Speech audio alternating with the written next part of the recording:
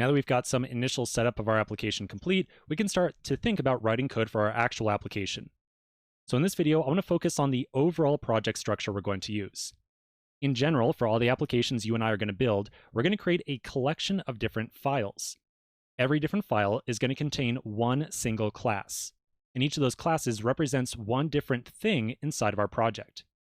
Now, in some cases, I'm going to have you kind of figure out the different schema or the different classes we're going to create, but in this case, we're going to do it together. So when I look at this mockup right here, I really see three different things going on. I see one type of object for our user.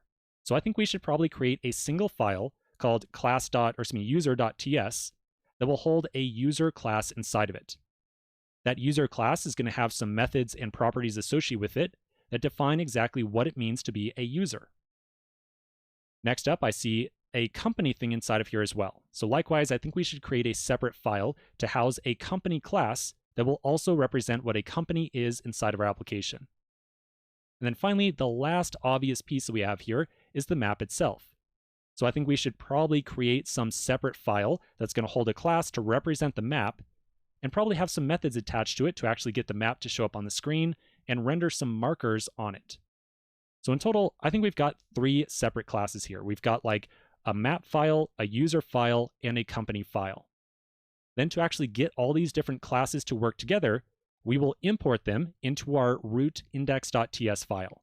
And that's where we're going to actually initialize our project, create a map, create a user, create a company, and have some code to actually show the user and the company on that map. So that's the general idea. So for right now, let's get started on our user.ts. Back inside my code editor, I'm going to find my src folder, and inside there, I'm going to make a new file called user.ts. And one thing I want to point out right away, you'll notice that I called the file index.ts with a lowercase I, but user I labeled with a capital U. So what's with the difference there?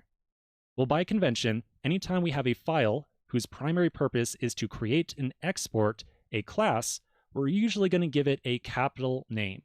So in this case, capital U user, because we're going to create and export a class from this file. However, in index.ts, we're not going to have any classes. We're going to have just some code to import some classes and then use those to actually make something happen. You're going to most commonly see lowercase file names. Anytime you have a file that either serves as something like the index.ts file, so like kind of the root of your application, or a file that exports plain objects, plain functions, or constants. All right, so now we've got the user.ts file. I'm going to get started inside of here by declaring a new class called user like so. And that's where we're going to leave it for right now.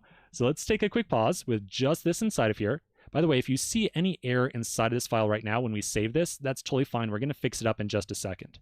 So let's take a quick pause right here, and I'll see you in just a minute.